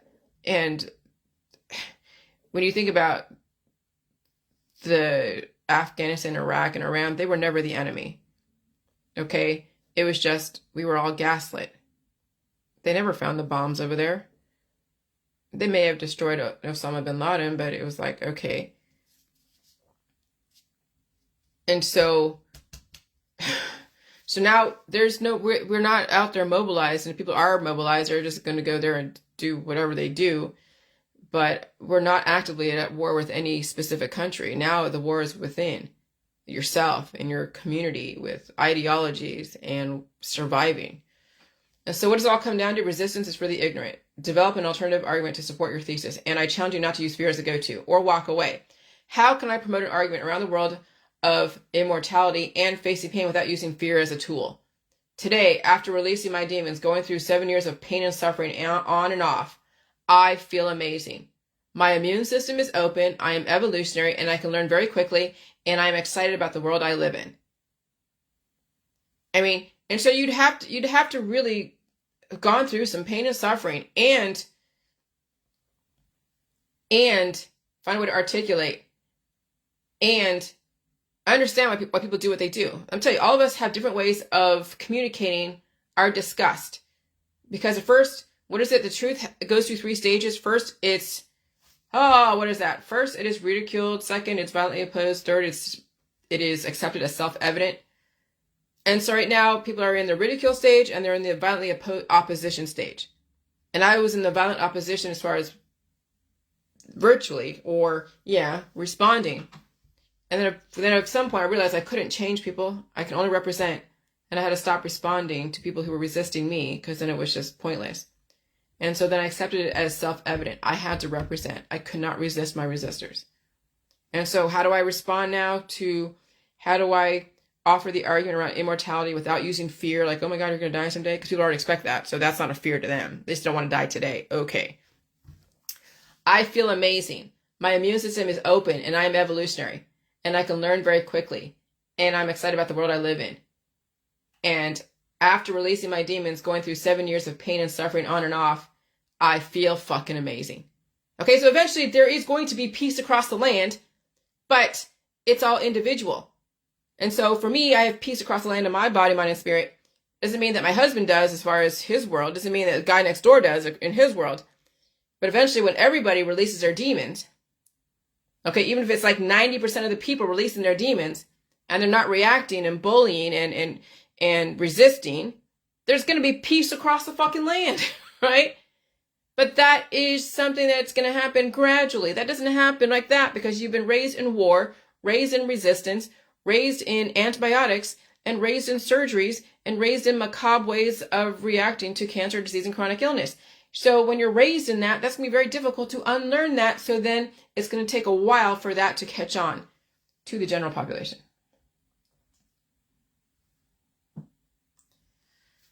Remember, the medical holistic system is part of the revolutionaries against what the system developed in the last 247 years. The medical holistic system is correcting itself. They developed monsters, and they are taking the monsters out with antibiotics, herbs, extracts, and surgeries. And people are voluntarily doing that. And the ABX are sold by their friends and family and mothers and fathers, and people promote oncology and starvation. People are radicalized against the life in their body. That's the revolution. That's revolution against life. On top of the revolution against intolerance. When people cannot handle life, they become intolerant to anything that is new or new growth and maturity. They become radicalized. No different than the children of the 1960s become radicalized based upon what they were told to be radicalized against. And when you teach people racism and incorporate colonialism and discrimination and violence, people fight back. Then you can't tell the difference between the enemy and the good guy. It becomes an all-out chaos and war. And then the children, the next generation in the 1980s and 1990s, they become radicalized against evolution. And now you see the antibiotics, natural or synthetic, all over the world. And you see the rise of cancer and oncology, starvation, and cannabis. It's very easy to radicalize people against people based upon the kind of story you tell and how you develop the arguments. The J world, we don't radicalize anyone against anything. This is your personal journey. This is your personal revolution and evolution. And it has nothing to do with anyone else. You and only you will save yourself. You and only you will destroy yourself. You and only you have to put blocks against, you and only you have to put blocks against any kind of evolution. Okay? Because in the age of information, ignorance is a fucking choice. We do not radicalize anyone against anything. We present information, give people the choice, and we don't force convert anything. And we use our Facebook account as a platform. And so some of you are in the stages of the three truths. Maybe you're violently opposing, maybe you are ridiculing, and maybe you are accepting things as self-evident and find a different way to communicate. You all will go through your stages. Some of you will go through your anger, and I've been through the anger stage, let me tell you. And it's difficult to release that a lot until things start changing. But when your anger finally subsides, okay? When your anger finally subsides. Okay. What are people posting? Okay. When your anger finally subsides, then you won't be so angry. You'll then finally just be like, okay, all right, I get what's going on. I can't change people. People are going to do what they're going to do. They're going to destroy themselves. You can't do anything to stop it, but you'll save yourself. And hey, Peter Joseph, nice to see you. It's been a while. You take care of yourself out there in Florida, okay? If you have a problem with me, it looks like you are, and we're radicalized against me. Intolerance is taught. You didn't come by my information organically. You were told to hate me. You were told to resist me. You were told salt was poison, okay? You were told symptoms were bad. You were told so many fucking things, and you were told all food was poison. You were told water was poison. You were told air was poison. And you were told not to trust your government. And you were told FDA was bullshit. You were told to resist everything that has changed. You were told a cashless society is a mark of the beast, satanic society. Just like a child, see monkey do. The system radicalized you against life, no different than the SDS. And it bit them in the ass. They had to redirect their revolution. It could not be violent anymore. Some of them went to prison for a long time. It has to be nonviolent. It had to be intellectually capable. And you had to develop your own argument. But if you couldn't develop your own argument, you based in science and physics, the only thing that was left to do was to resist. That is the go-to to anyone who doesn't understand how shit works. They resist. That's an ignorant man's way of responding to things they don't understand. I will not resist you. I will walk the fuck away from you and block the fuck out of you. And if you resist the government, they will just laugh at you and use the law against you. Resistance is for the ignorant. Okay? And so just understand why laws are there. I understand people don't like being controlled and all that shit, but there's reasons behind everything. All right? And so when you think about the root, getting to the root of imperialism, it happened in the 1500s. Forced converting people does not work. Nonviolent intellectual capability and giving out all the information for people to make choices for themselves will get to the root of all issues. Violent radicalism, regardless of its left or its right, does not work. It makes those who are resisting the radicals more entrenched in their ideals. Don't engage in war, walk away from the intolerance and resistance. Because no matter how much someone resists you, you'll resist them, and then it's mutually assured destruction. That's what happened in the 1960s. Many people died. January 6th, it happened and it was deadly. Okay? Resistance is futile and it's deadly. You can't force convert people. You'll be presented with information and you'll make your own choices. Every argument is viable. If you don't understand physics and science and biology and social constructs,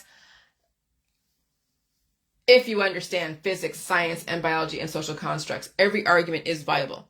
I am my mother's child, but I will not force convert anyone. I will not resist anyone. I will walk away from the war. I will not be radicalized against anyone or anything. I promote life. I promote releasing demons, not attacking them or destroying them or bullying them. I promote tolerance, diversity, and question everything. And I promote evolution, which means you can change your mind from 3 years ago, 5 years ago, or 25 years ago. You don't have to stay in the same social construct, physical construct, and religious construct forced on you as a child. You are allowed to change your mind and change your position. And you change your body, mind, and spirit. And you can change your body, mind, and spirit and identify with anything you want. So as long as you're not harmful to yourself and other people. If you need to define the word harm, talk to your doctor and talk to law enforcement. Anything FDA approved is not harmful for the intention. Because again, when you mischaracterize symptoms, you are then saying that this symptom means this, and then that's where the train leaves the station. And so if you get a therapy and you have symptoms, it means you need to release the demons and feed it. But the system then says, okay, now you have to go treat that symptom and put yourself further behind the 8 ball, which is why people are so confused by why they're getting all these therapies if it's going to cause them to go into dis-ease. And so then you have to recharacterize what dis-ease is so you don't further harm yourself, okay, by taking antibiotics and surgeries and everything else. And so, all right, I'm not reading that, it's fine. Okay, the SDS was radicalized by someone wanting them to blame American imperialism. No different than the youth today radicalized to do domestic terrorism. History repeats. Because you do not come to know anything until someone told you what to think and feel, what to rise up against. Grassroots does not mean it's organic. It just means it's a minority opinion, a seed dropped by someone with an intention. What it comes down to, unlearn what you have learned and be open to evolution. If not, you will resist yourself to death. Okay? And then, now you see why OnlyFans originated in England. The British made Americans to be the world's plaything and scapegoat. All right? American girls, you better wake up. You have been used as a tool, so has the boys and the men. OnlyFans is an internet content subscription service based in London, United Kingdom. The service is used primarily by sex workers who produce pornography, but also hosts the work of other content creators such as physical fitness experts and musicians. Okay, well, I guess you have exercise and sex, and you have music and sex. Great. Now you have the videos. Now you have soft porn, and you have hard porn. Great. American girls have been radicalized to do that. As well as probably even... Well, see, here's the thing. When I was in China, and I was talking to my friend Ivy, I went to school with her over there at City College in San Francisco, and we were talking about the hierarchy and even the social mores of the different Asian cultures. And so we were making some broad generalizations, but what I've figured out sort of was that this is very broad, but that, the Chinese people are very conservative. Like the women are very conservative. Japanese, a little more loosey-goosey, okay? And you have the Koreans, very conservative, guttural, conservative, and in your face. When I was in Incheon airport, the Korean ladies, the guards or whatever they call it, the TSA, ooh, you don't want to mess with them. They had the scowls on their face, and if they could, they would have beat you in submission. Okay, so I don't fuck with the Korean women over there, the guards over there at the airport. The Vietnamese, well, between Chinese and Japanese, as far as loosey-goosey and being heavily sexualized. Filipinos, yeah, well, there's a lot of mail order brides that come from the Philippines. Okay, so there is definitely a hierarchy. And I'll say that China is the most conservative. And then the other Asian cultures tend to be sexualized for whatever reason. I don't even know where the hell it started from. Maybe it was the geisha stuff and the concubine stuff, first wife, second wife, I don't know. But these are patriarchal societies that have done that to the Asian women, and then the West has picked up on that and also taken it to the extreme. That's why there's whole Asian fetish stuff. Okay, so America is only 247 years old. We were taught colonialism by the British. Americans have been used as scapegoats. It's not American imperialism, it's British imperialism. I won't let America take the fall. I played my role well, but I will not self-hate. Okay? And so, who are the first colonizers in history? The first wave began in the 15th century during Europe's Age of Discovery. During this time, European countries such as Britain, Spain, France, and Portugal colonized lands across the North and South America. And so, remember the Denver International Airport? Fires, floods, and Lucifer, red laser eye vision. We're living the DIA today. And so Alana Brown, when I was talking about the garden is not going to save you, and she has a garden, and I'm not trying to knock her, but I'm just saying that, eventually if you're under 9 feet of water, your garden is not going to save you. You're going to have to now buy food from wherever. And if it's MREs, and I've eaten MREs, what are those? Meals ready to eat. They are freeze-dried food that you just add water, hot water or cold water or whatever, and it comes to life. And so when I had the MREs when I was in the military, was I constipated for throughout the whole time. I hardly pooped. I hardly pooped when I was in basic training for those 3 or 4 weeks that we were in basic training for. And it was because of all those MREs that I was eating. And I had a big old poop plug in my belly from that. And so I said, when you're under 9 feet of water and you're in a FEMA camp and they're giving you MREs so you can survive and ride out the storm, just remember my information. Pull out that crap because you will feel so uncomfortable and you're going to have to find a way to get rid of it. And so the future is coming fast. And so Alana Brown figured out, the future is coming fast. Prepare for so many changes. Please watch my last videos. Don't assume the changes they were introducing 5 to 10 years ago, like the Forbes future maps of the world, as far as the terraforming and different islands in the middle of continents, right? Don't assume the changes they were introducing 5 to 10 years ago is not actually in the process to happen this year or next year or by 2030, because it's happening. The rise of storm chasers should be a major clue. Okay? So if you have the money to get out of Florida, get the fuck out of Florida, please. Just for me. Well, no, do it for you. Don't do it for me. All right? All right, here we go. World USA imperialism. What if the architects of the NWO version of dismantling the world down to a New World Order developed into a war against American imperialism? Okay, so what if the architects of the New World Order version of dismantling the world down to a New World Order developed into a war against American imperialism, as our troops have been used to be the world's policemen? So what happens if they set us up? What if they set our troops up? What if they set us up to take the fall, to be the latest colonizers?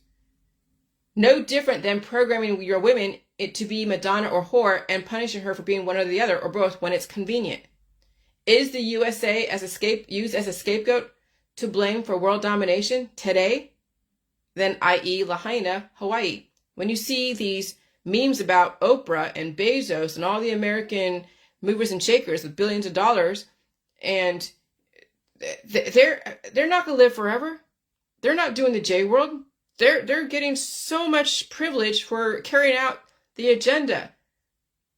They're part of a society that is carrying out an agenda to change the fucking world. Okay? So they'll take the fall, and they're well protected. They'll take the fall, but who radicalized them? Someone taught Oprah. Someone taught Bezos. Someone radicalized the Weather Underground way back in the 1960s when they were 18 years old. Someone taught Obama. Okay? Someone taught me. All right? Someone taught you all your politics, religion, and science. So someone taught America how to be colonizers. It wasn't like we woke up one day and said, okay, we're going to be colonizers. We're only 247 years old. How old is the British Empire? They're hundreds of years old, okay?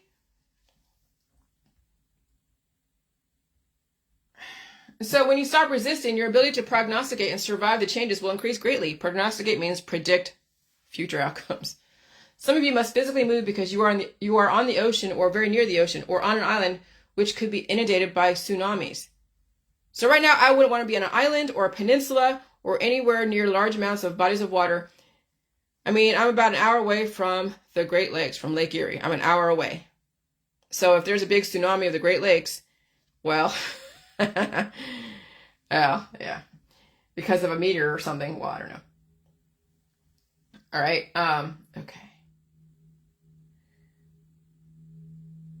And so now you know the flash mob thievery is part of the takedown of the consumer society reliant on Fendi bags and designer clothing per prairie fire.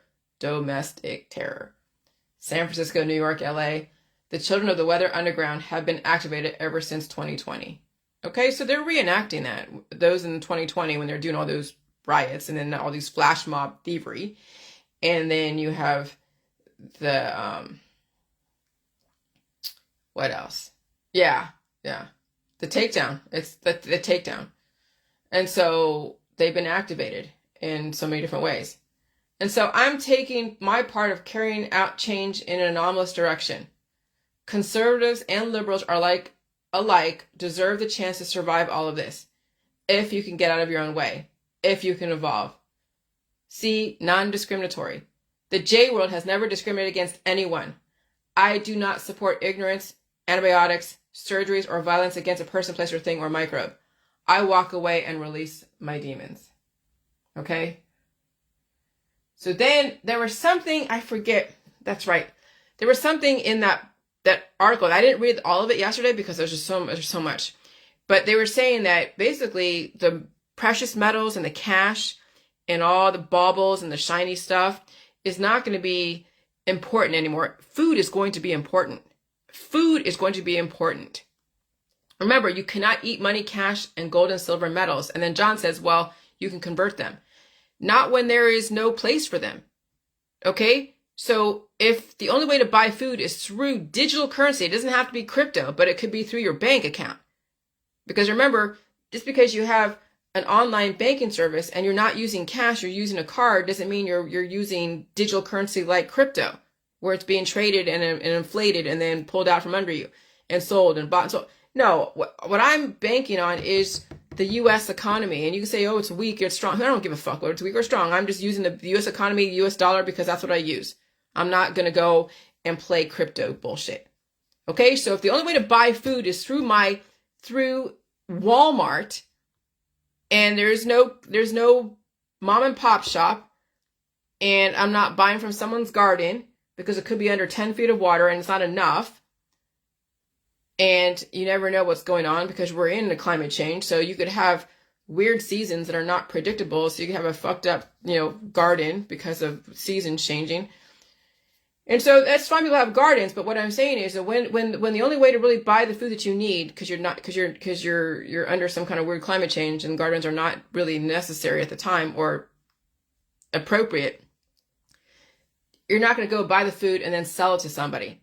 And then they give you cash for the food, because then what do you use the cash? To buy what? If everything is online, cash is going to be useless. Gold is going to be useless unless you're going to build a Faraday cage or build something that's going to absorb heat like a roof. Well, I could see that, but people are not going to be going in and trading gold and doing that because that's a lot of work. And for what?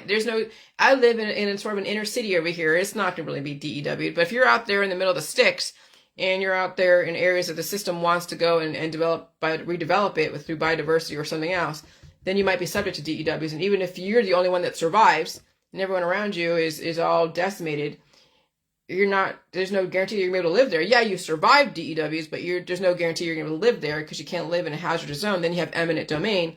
So you might as well figure out where the system wants you to be, okay? Instead of resisting and trying to out-strategize the system, figure out how to strategize your survival, okay? And so resistance is futile. Know when to evolve, change, and accept change when it happens. And so is the U.S. going to become a cashless society? The concept of a cashless society has been around for decades, but with 80% of payments in the U.S. being made digitally in 2022 and 4 in 10 of us ditching change altogether, research suggests that the transition from physical currency could take place sooner than we had thought. I have a change jar. I mean, it has mostly pennies, but I haven't used that in such a long time. I get shit delivered to me, or I go and buy stuff, and what are you gonna do? Use change? It's just so, it just doesn't make sense anymore. But oh God, you're buying into the whole control. Well, okay. Okay. I'm not going to resist it. Because someone says, evolve and change how? I'm like, watch my videos. Okay, when someone says, well, we don't have to manifest them doing manifest, we don't have to say that, oh, what did this person say? I'm not going to say her name because I'm not trying to out her. If you're friends with her, you kind of know what I'm talking about. But what did she say? Give me 1 second. Jeez.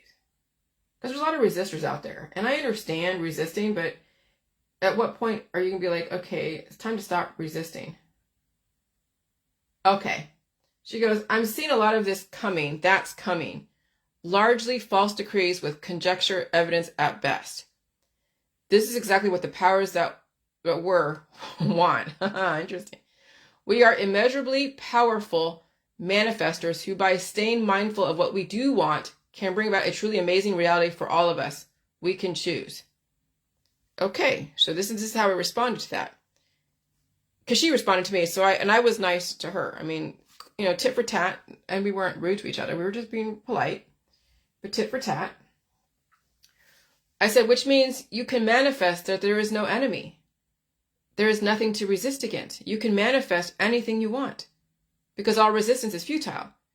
Just understand why it's happening. Because you don't like the sun doesn't mean you can stop it from shining. It will shine whether you like it or not. Okay? And so she answered her own question. Yes, she's immeasurably powerful. She has to choose to think that a cashless society is a bad society. It's the mark of the beast. It's satanic. But what if it isn't? But that's how she chooses to manifest how the changes are, what the changes are. But you can manifest something completely opposite. Okay?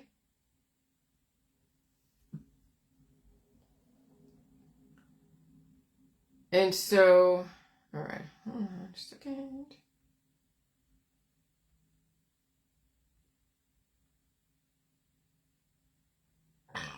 Ooh.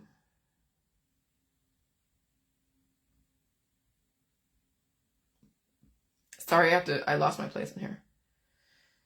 Oh gosh. All right. There's that. Okay.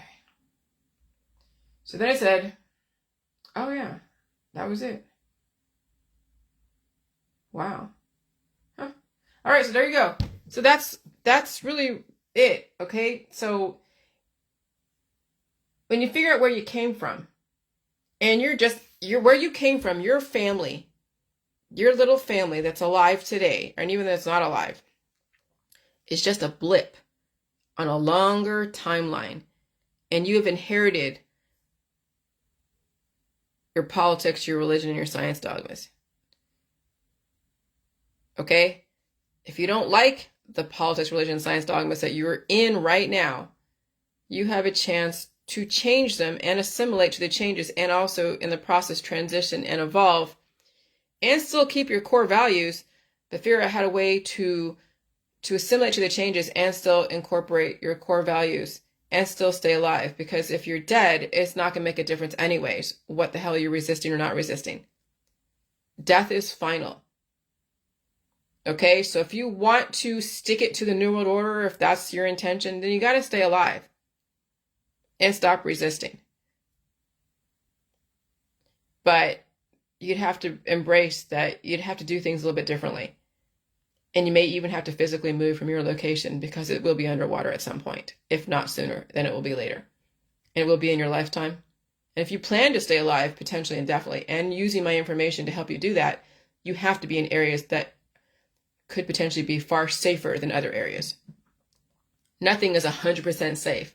But I will say where I live is safer than living in Florida. Where I live is safer than living on some small island. Where I live is safer than living on the coast over there in California. Okay? So that's all I'm going to say. Happy Saturday. And it's nice to see some of you coming through I haven't seen in a while. And if anything was misunderstood in the past, no hard feelings. Let's move forward. All right, bye.